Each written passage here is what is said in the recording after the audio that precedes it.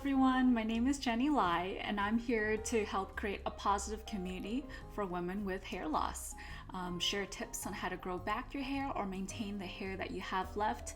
Furthermore, tricks on how to live a more confident life with thin hair. The advice provided is helpful for everyone that's going through permanent or temporary hair loss. My own story was, it started when I was 12.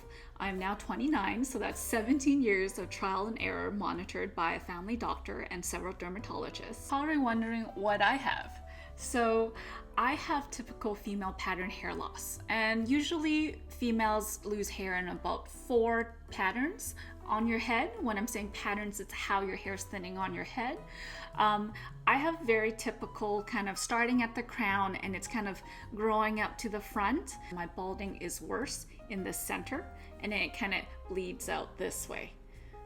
I'm going to encourage you to, before you actually try anything, I recommend to connect with your family doctor. There's tests that you can make sure that you just don't have anything more serious and that it is female pattern hair loss, or if you're in luck, temporary hair loss due to stressors in your life. Furthermore, there is no one-stop shop. If you're reading anything and it promises to grow back your head of hair overnight or with a single pill or single treatment, please, I'm going to encourage you not to believe that, because if that was invented, I wouldn't be making this video right now. It's going to be a routine that you create for yourself and a whole lot of self-love and patience. I'm going to share my full routine and do more in-depth explanations of each of the solutions that I provide today. And as I film these, I promise I'll update this video info below with all the links. And you're probably looking at me and going, what hair loss? Well, that's the thing, it actually works. But if I split my hair in the middle here, I'm going to show you my female pattern hair loss. As you can see, it's a bit thinner up here, and I'll post better pictures and better lighting as well too. I'm trying to film as fast as I can because I'm racing against the setting sun here.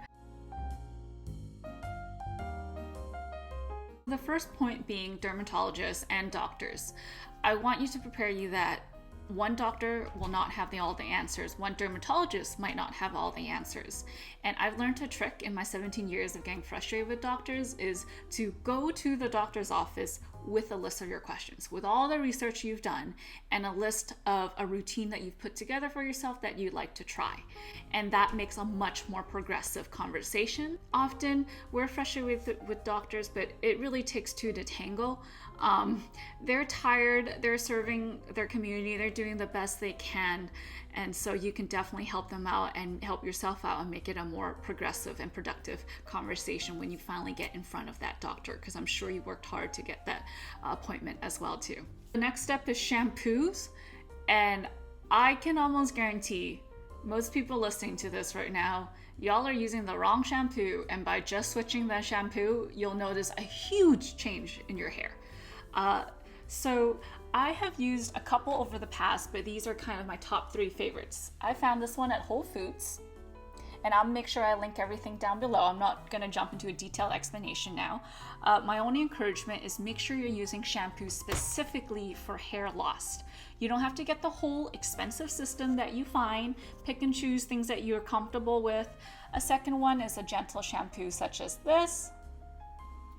And of course, the one I'm actually currently using, you can find it at Sephora, which I love. And it's this bottle right here. If you are losing hair and you don't just have thin hair, please make sure you're buying shampoo that actually stops the shedding and encourages growth of hair. Fortunately, when it comes to drugstore shampoos, most of the formulas are the same and it's all marketing and packaging. I personally don't use conditioner. My hair is very thin and so the grease travels to the end very fast. And more importantly, I only shampoo once a week. Now on special occasions, I might shampoo more often than that, but I try my best to shampoo once a week. And something new I've started adding in an exfoliant or a deep cleansing shampoo every 3 to 4 weeks just to kind of unclog and keep the roots of my hair nice and clean. The third point I want to talk about is styling.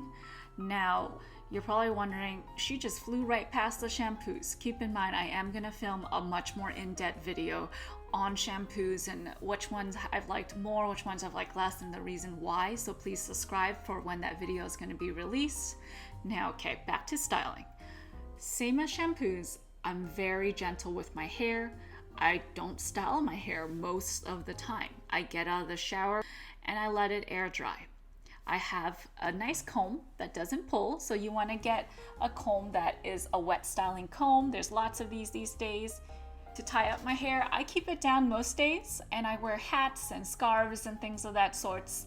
And I'll make sure I show you some pictures on how I get pretty creative with my scarves, or gentle hair ties to tie it up when I am sweating and working out. Now, special occasions, of course, I'm using heat styling products, protectant, and blow drying my hair until it's beautiful. I definitely styled my hair for the video today. I wanted to look cute for everybody. The fourth point I want to talk about is wigs. There are some amazing lace wigs out there. If you're not quite ready for a full wig, you can get toppers, which I'm actually going to film a fitting of when I go get my first topper.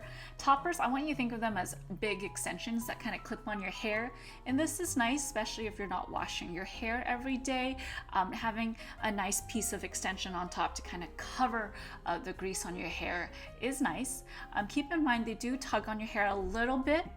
Do not mistake toppers for clip-in extensions. Those are so much more harsh on your hair. Please don't wear clip-in extensions. I know, because I made this mistake, and it tugs on your hairs, and you think it doesn't make a difference, and you think you can sacrifice that little bit of hair, but please, it does have an effect long-term on your overall hair health.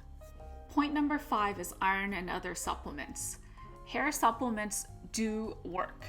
My dermatologist recommended I go get my iron tested right away, and she did notice I was a little under, so I started taking iron pills. But iron pills are a whole nother ball game we'll dive into in another video coming up soon. But other things that you can take is, this is Duragray, I think it's called. This is a multi-hair vitamin that you can take with common ingredients like biotin. Or what I actually did was dissect what were in hair vitamins and started taking the ingredients separately and feeling things out. So I take things like a single source fish oil for overall maintenance, turmeric, which has been known for great skin as well, and a single source collagen for overall aesthetics and beauty. Now, all these, of course, have health benefits as well, too, but I'm not gonna lie, I take all this to make sure I have nice, shiny hair. My 6th point that I mentioned earlier is serums that you can put on your head. The one that I've been using for the most over the years is probably the Ordinary line. This costs $17 Canadian, so it is great because you will go through it. And this serum I found has been very gentle and it works. Just like how you put serums on your face, you want to put serums with peptides on your hair to kind of create a healthy environment there and encourage for growth. Now, I've tried things like Rogaine and things of that sorts too, and of course in the follow-up video I will explain what the differences I saw and the truth about Rogaine and how I felt about it overall. Point number 7 was PRP treatment. I will link what that is, but essentially you can go to a dermatologist to do this, and please make sure you go to a dermatologist and make sure they have the right machine. Essentially, they will draw your blood, remove the plasma from it, and re-inject it in your hair to encourage growth. Athletes do this for their joints and other injuries. You can get this done on your face just to increase the collagen on your face. I've not tried that yet because it's expensive and I prioritize my hair and my scalp health instead. Now, point number 8 is red light laser therapy. You can get an at-home panel that you can use that's much more affordable than going to a dermatologist's office. A good true red light panel is going to cost you around $300 to $500. I've actually read a whole study on this. I bought an ebook and powered through kind of the history of red light laser therapy, so I have lots of information to share on that. Point number 3 is kind of painful, but you kind of become addicted to the sensation, is using a derma roller. So let me just grab that derma roller right now. and kind of show you how it looks. I got a whole kit for microneedling, and each derma roller has really teeny needles on it that kind of penetrate the skin. And it's the same idea of, you know, causing stressors in your body to encourage and generate more cell growth and or whatnot. I'm tracking my success with that right now. And so I will get back to you in a follow-up video to see how that goes. That's something new I'm trying out, and I'm pretty excited because microneedling has shown to be successful. It's been confirmed by Harvard Health that the signs are really good. Of course, we don't have enough data yet, but hey, if Harvard Health is giving it a thumbs up and a go-ahead, I'm all for it. Which actually brings me up to a point is a lot of the research you do and a lot of whatever sources you're using, always search for your own truth. You know, check out the resources, see who's paying these scientists to create these reports and conclusions, and make sure your source is unbiased. And of course, anything that you do try that I have shared that's a little more invasive, that involves a pill or a serum, don't try everything at once. I don't care if you got $1 million in your wallet. Try one at a time. Any doctor, any dermatologist, any specialist is going to tell you it's going to take at least 4 months or longer to actually see results. So one thing at a time. And if I did have to prioritize something, is the shampoo. Wrapping things up with 0.10. Now, back to this frou-frou thing that I keep telling you to do. It's called self-love, because self-love is going to decrease your stress. And when you decrease your stress, you kind of start glowing from the inside out. And I ain't kidding, it's backed up by science. You know, I used to put myself through a lot of stress. If I showed you pictures of who I was before, I was about 60 pounds heavier. I was walking around at almost 200 pounds. And you know what? Not much has changed. I'm not on a diet. I'm not on a vigorous workout schedule. I've just learned to really accept myself for who I am, and focus on the things I do love, and saying no to get better at saying no at the things that I don't. And it's naturally just made such a huge difference. All right, everybody, I have to wrap up this video soon because the sun is setting rapidly and I'm using natural light, and pretty soon you and me are gonna be staring at each other in the dark. I hope I provided a good list for you to kind of start doing your own research and figuring out what routine you want to try out first.